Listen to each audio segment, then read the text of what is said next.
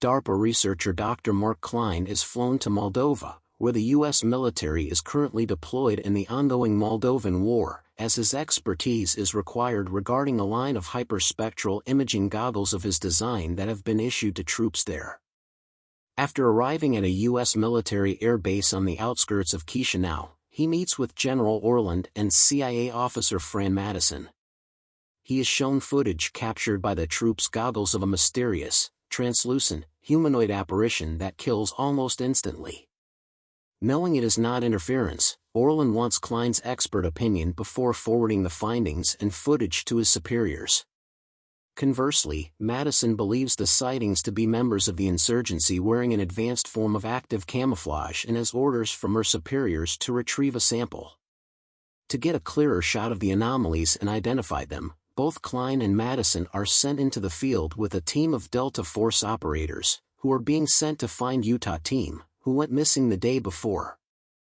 To capture a better image of the apparitions, Klein mounts a large version of the hyperspectral camera onto one of the armored personnel carriers. Upon arriving at the location and discovering all of Utah team has been killed, they are ambushed by the apparitions, who, being impervious to small arms fire and explosives, inflict heavy casualties before the soldiers retreat.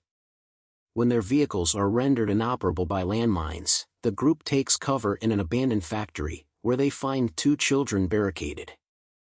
The apparitions attempt to follow them but are stopped by a barrier of iron shavings. The children share that their father scattered the shavings to protect his children before he was killed. The survivors make contact with the airbase and a rendezvous is set up.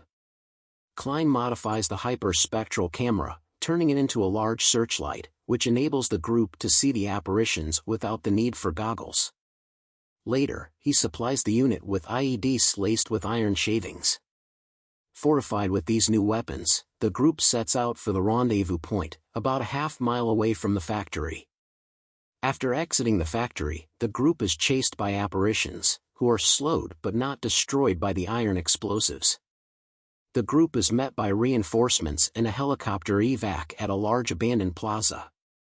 However, they are ambushed by the apparitions and are barely able to escape as the figures proceed to destroy the tanks and kill the soldiers sent as backup. In the air, they receive word from Orland the apparitions have overrun the air base, so they are redirected to a civilian bunker controlled by the Allied Moldovan military. Klein theorizes the apparitions are likely man-made and are made of Bose-Einstein condensate, which explains their ability to move through walls, freeze people to death, and why they are halted by iron shavings and ceramic materials, hence their inability to enter tanks.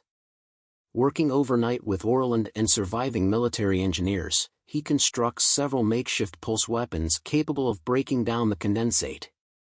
The next morning, the remaining American soldiers are armed with the weapons and sent to a power plant in the center of the city, as Klein believes it is the only facility capable of generating the power needed to create the condensate.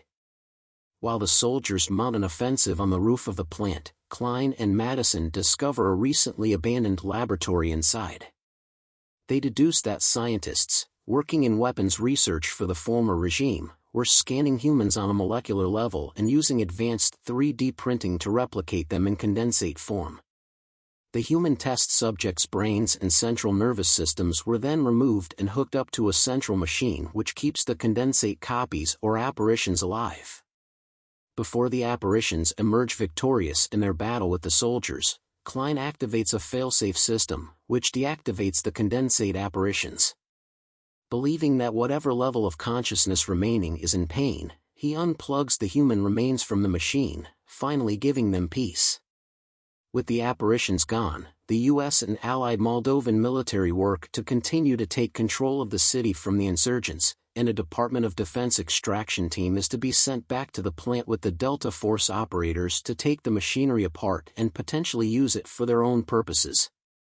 Saying goodbye to Madison and General Orland, Klein boards an aircraft to be taken back home to Virginia.